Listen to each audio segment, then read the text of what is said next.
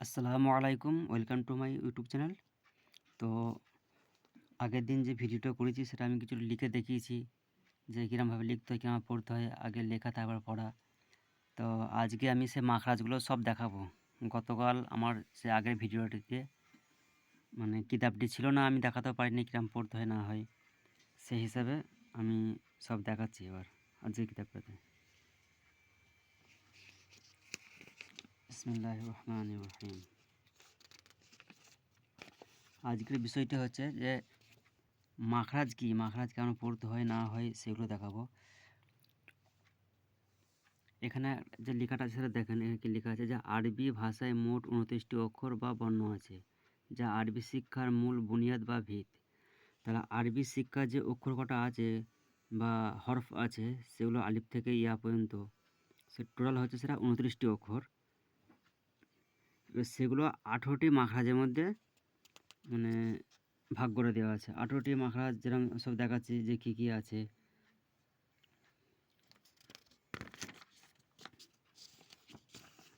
এই দেখেন, এখানে বলেছে যে আরবি অক্ষর সমূহের উৎপত্তি স্থলের চিত্র। মানে আরবির অক্ষর সমূহের উৎপত্তি কোথা থেকে উৎপত্তি হচ্ছে বা কোথা থেকে অক্ষরগুলো বার করছি সেইগুলো এর মধ্যে দেওয়া আছে। যেমন আছে দেখুন, এটা একটা মুখের ছবি, ঠিক আছে। এই যে একটা কপ চিহ্ন আছে, এটা হচ্ছে একটা আলা জিভ, এটা ভেতরটা, আর এইটা হচ্ছে জিভ, আর এইগুলো হচ্ছে দাঁত, এটা দাঁত, আর এই উপরে আছে এগুলো দাঁত। তো এখানে আছে জিম সিনিয়া, এখানে কাপ, এখানে কফ, এখানে ফা, এখানে ওয়াও বা মিম, জদ এক সাইডে আছে, এখানে সদ র সিন, এখানে ত দাল তা জ দাল সা আছে।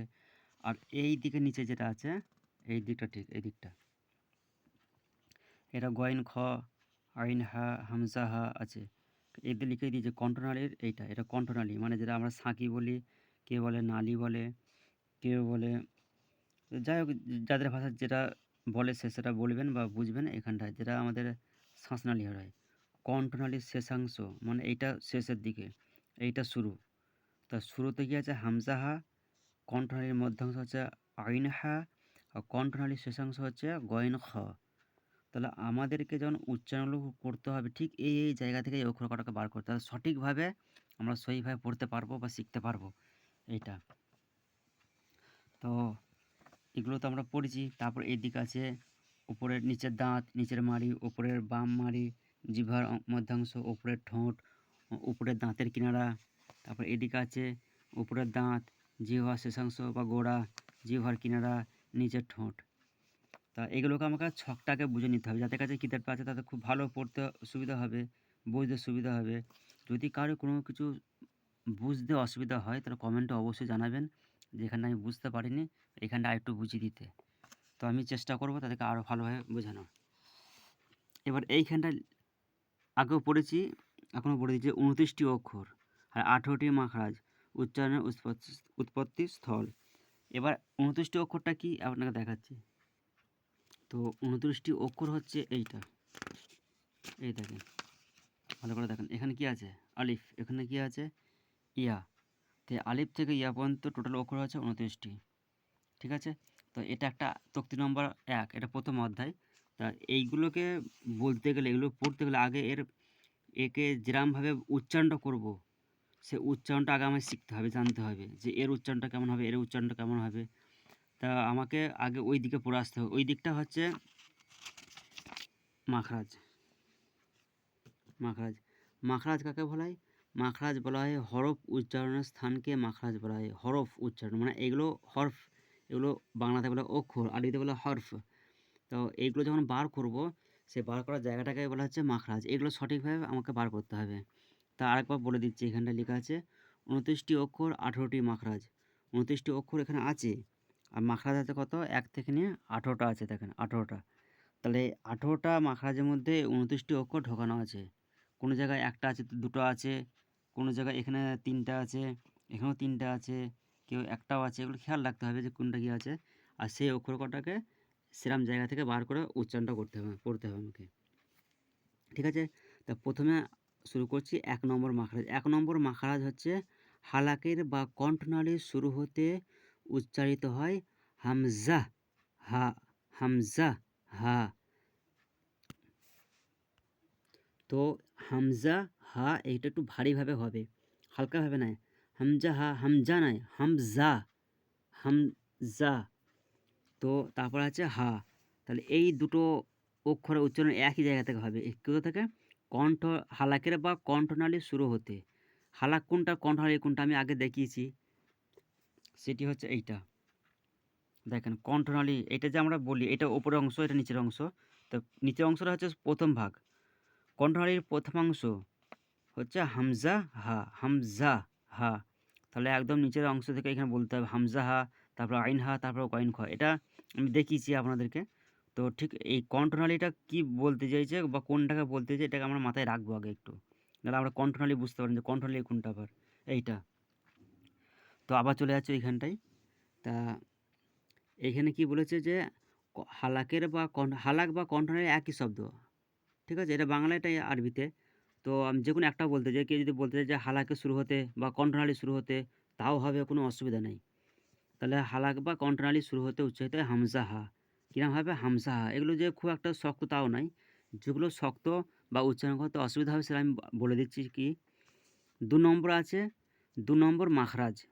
২ নম্বর মাখরাজ হচ্ছে হালাকের বা কণ্ঠনালীর মাঝখান হতে উচ্চারিত হয় আইন হা, আইন হা। এটা নয় আইন হা, আইন হা এ নয়।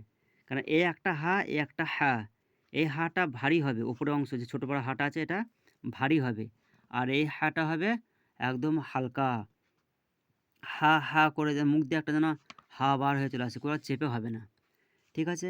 আর আইনটা ওখান দিয়ে বার করতে হবে। কেউ যদি বলে যে হালাকের বা কণ্ঠনালীর মাঝখানে হতে উচ্চারিত হয় আইন হা, সে ভুল হবে। আইন নয়, আইন, আইন। একটু চেপে বলতে হবে। কণ্ঠনালী পুরো মাঝখান থেকে বার করতে হবে। আইন হ্যাঁ। ৩ নম্বর মাখরাজ হচ্ছে হালাকের বা কণ্ঠনালীর শেষ ভাগ হতে উচ্চারিত হয় গইন খ। আমরা অনেক সময় পড়ি যে গাইন, গাইন নাই, আর খা নাই, খ হবে। গইন খ, গইন খ। তাহলে এখানে কি হলো যে ১ নম্বর মাখরাজ হালাকের বা কণ্ঠনালীর শুরু হতে উচ্চারিত হয় হামজা হা। ২ নম্বর মাখরাজ হালাকের বা কণ্ঠনালীর মাঝখানে হতে উচ্চারিত হয় আইন হা। ৩ নম্বর মাখরাজ হালাকের বা কণ্ঠনালীর শেষ ভাগ হতে উচ্চারিত হয় গইন খ। তাহলে এইগুলো যখন পড়বো হামজা হা, আইন হা, গইন খ, এগুলো সব ভুল হচ্ছে। ভালো করে দেখুন, হামজা নয়, হামজা হা, ভারী হবে। আর আইন হা, আইন হা, এগুলো হালকাভাবে বার হবে। আর এটা একটু মোটা করা হবে। গইন খ, গইন খ, গইন খ। আমি যেরমভাবে বলছি আপনারাও ঠিক ওরমভাবে বলবেন, মনে মনে বলবেন। দেখবেন এর সাথে সাথে আপনাদের মানে মুখস্থ হয়ে যাবে, পড়াও হবে, কোনো অসুবিধাও হবে না। ঠিক আছে? খেয়াল রাখবেন যে আমি কিরমভাবে পড়াচ্ছি না পড়াচ্ছি। যদি কোনো কিছু অসুবিধা হয় কমেন্টে অবশ্যই জানাবেন। আর যারা এখনও ভিডিওটি সাবস্ক্রাইব করেননি, অবশ্যই চ্যানেলটি সাবস্ক্রাইব করে রেখে দেবেন। পরবর্তী ভিডিও পেয়ে যাবেন। আচ্ছা, ৪ নম্বর মাখরাজ হচ্ছে জিভের গোড়া, জিভের গোড়া এবং তার বরাবর ওপরের তালুর সাথে লাগিয়ে উচ্চারিত হয় ২ নোক্তাওয়ালা কফ। এটা নোক্তা মানে দুপুরে যেহেতু ফুটকুটি টাইপের আছে, এগুলো নোক্তা বলা হয়। তাহলে ৪ নম্বর মাখরাজে কী বলছে? জিভের গোড়া। জিভের গোড়া কোনটা কী করে বুঝবো? এবং তার বরাবর উপরের তালু সেটাই বা কী করে বুঝবো? তাহলে এইগুলো বাংলা বই দেখলেই হয় না, মাস্টার ধরতে হয়। অনেকজনা পড়ে ঠিক উচ্চারণটাও করতে পারে না। জিভের গোড়া হতে, জিভের গোড়া এবং তার বরাবর তালুর সাথে লাগিয়ে উচ্চারিত হয় ২ নোক্তাওয়ালা কফ। কফ না কফ, কফ, কফ। এই উচ্চারণটা সঠিক করতে হয় সবসময়। সবসময় জানবেন যে আরবিতে উচ্চারণ সহিভাবে হতে হবে। যেরম সেরম পড়বেন তাহলে সেটা সহি হলো না। এখানে মাখরাজে মার খেয়ে যাবেন। তাহলে জিভের গোড়া দেখতে হলে আপনাকে আবার এই ভিডিওটা আমি দেখাচ্ছি আবার। এই দেখেন। এখানে কী চিহ্ন আছে এখানে? কফ। তাহলে এবারে ভিডিওটা আমি আবার আপনাকে দেখাচ্ছি। টোটাল অংশটা হচ্ছে একটা মুখ, আর এইটা হচ্ছে একটা জিভ, আর এইটা হচ্ছে যেটা আমরা বলি আলা জিভ, এইটাকে ভেতরের অংশটা। তাহলে এই জিভের গোড়া যেখানে শেষ হচ্ছে এইটা হচ্ছে জিভের গোড়া। এটা ডগ, সামনের অংশটা এটা একদম নিচের অংশটা পেছনে হয়। এই গোড়া, এটা হচ্ছে গোড়া। এই গোড়ার এই অংশ থেকে এই অংশটা আর এই ওপরের যে তালু আছে, টাকরা আছে যেটা টাকরা বলি, এই অংশটাকে, এই দুটো অংশকে মিলিয়ে উচ্চারিত করতে হবে। তা জিভের গোড়া এবং তার বরাবর ওপরের তালু, জিভের গোড়া এবং তার বরাবর ওপরের তালুর সঙ্গে লাগিয়ে উচ্চারিত হয় ২ নোক্তাওয়ালা কফ। ২ নোক্তাওয়ালা কফ। ২ নোক্তাওয়ালা কফ। তাহলে এটা হলো, তাহলে জিভের গোড়া এবং তার বরাবর ওপরের তালুর সাথে লাগিয়ে উচ্চারিত হয় ২ নোক্তাওয়ালা কফ। কেউ যদি বলে অফ, শুনতে ভুল হয়, সে শুনতে ভুল করেছে ওই জন্য বলবে অফ। কেউ বলে কফ, সেটাও ভুল। কফ বললে হবে না, কয় বয়ে ফ, কয় বয়ে ফ। তাহলে এখানে উচ্চারণটা হবে কফ, কফ।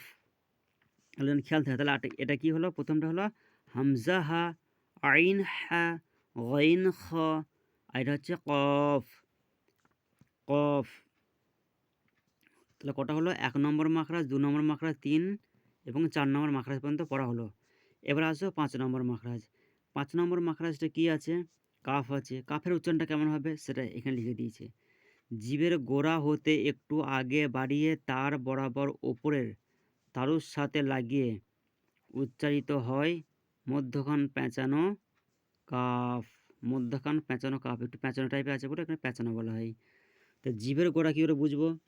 জিভের জিভের গোড়া বুঝতে গেলে আপনাকে ওই চিহ্ন ছবিটা দেখাচ্ছি আমি আপনাকে। তো এইটা হচ্ছে জিভের গোড়া। জিভের গোড়া হতে একটু আগে বাড়িয়ে এই দিকে আসতে হবে, সামনের দিকে। তাহলে এখানে কাপ চিহ্নটা দেখতে পাচ্ছি আমরা, এখানে কাপ আছে। তাহলে এইটা হচ্ছে, এইখান থেকে হবে উচ্চারণটা।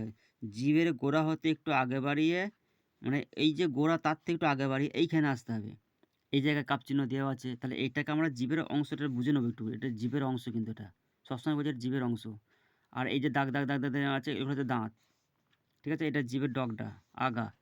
ঠিক আছে? চলুন এবার এখন কী বলি। জিভের গোড়া হতে একটু আগে বাড়িয়ে তার বরাবর ওপরের তালুর সাথে লাগিয়ে উচ্চারিত হয় মধ্যখান পেঁচানো কাফ। জিভের গোড়া দেখালাম আগে আপনাকে আমি, জিভের গোড়া কাকে বলে। তো ওইখান থেকে একটু আগে বাড়িয়ে, তার থেকে একটু আগে গিয়ে তার বরাবর ওপরের তালুর সাথে লাগিয়ে উচ্চারিত হয় মধ্যখান পেঁচানো কাফ। তাহলে আজকে আর আমি বেশি পড়াচ্ছি না। এখানে প্রথম পড়ালাম কি? ২৯টি অক্ষর আরবিতে, মোট কটি অক্ষর? ২৯টি অক্ষর। মাখরাজ কটা? ১৮টি মাখরাজ।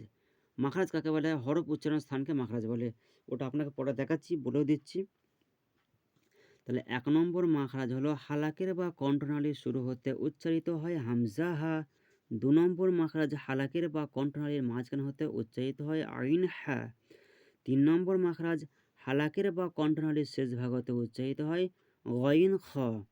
৪ নম্বর মাখরাজ জিভের গোড়া এবং তার বরাবর উপরের তালুর সাথে লাগিয়ে উচ্চারিত হয় ২ নোক্তাওয়ালা কফ। ৫ নম্বর মাখরাজ জিভের গোড়া হতে একটু আগে বাড়িয়ে তার বরাবর উপরের তালুর সাথে লাগিয়ে উচ্চারিত হয় মধ্যখান পেঁচানো কাফ। তাহলে এগুলো মনে থাকবে কি কি পড়লাম? হামজাহা, আইনহা, গইন খ, কফ, কাফ। তাহলে ২, ৪, ৬, ৭, ৮। তাহলে এইখানে ৫ নম্বর পর্যন্ত ৮টা মাখরাজ আমরা পড়ে ফেললাম। এটা ২৯টি অক্ষর পড়েছে, তো ১৮টি মাখরাজের মধ্যে তাহলে আমরা এখনও পর্যন্ত ৮টা পড়ে ফেললাম। বাকি যে কটা আছে ওগুলো আমরা পরে পড়ব। ঠিক আছে? তাহলে এখনও পর্যন্ত আমরা ৮টি পড়ে ফেলেছি। এটা যেন মাথায় থাকে। তো প্রতিদিনকার মতো আমরা এরকম অল্প অল্প একটু করে পড়ব। সেটা একটুখানি পড়লে হবে না। সবসময় যদি আপনি ভাবেন যে আমি একদিনে পারছি না, আপনি ২ দিন ধরে ভিডিওটি দেখবেন। শেখার চেষ্টা করতে হবে, এরমভাবে হয় না। তা যতটা পারবেন চেষ্টা করবেন, শেখার চেষ্টা করবেন। খুব অল্প দিনে শিখে যাবেন এবং বুঝতে হবে যে জিনিসটা কী বলতে চাইছে, কীরকম উচ্চারণটা করছি না করছি। ঠিক আছে? ওই জন্য আপনাকে আমি ছবিটা দেখিয়ে দিয়েছি। তো আজকে এতটাই হলো। কালকে আবার একটা এর বাকিটা ১ থেকে ৫ পর্যন্ত হয়েছে, তো কাল ৬ থেকে আবার আরম্ভ করব। তো যারা ভিডিওটি দেখেছেন, যাদের ভালো লেগেছে তারা অবশ্যই জানাবেন। যদি ভিডিওটি কোনো কিছু বুঝতে অসুবিধা হয় সেটাও জানাবেন। কমেন্টে অবশ্যই জানাবেন যে কোনো জায়গায় ভুল হয়েছে বা বুঝতে অসুবিধা হয়েছে, অবশ্যই আমায় জানাবেন। আর যারা চ্যানেলটিকে এখনও সাবস্ক্রাইব করেননি, অবশ্যই সাবস্ক্রাইব করে পাশে থাকবেন। আসসালামু আলাইকুম।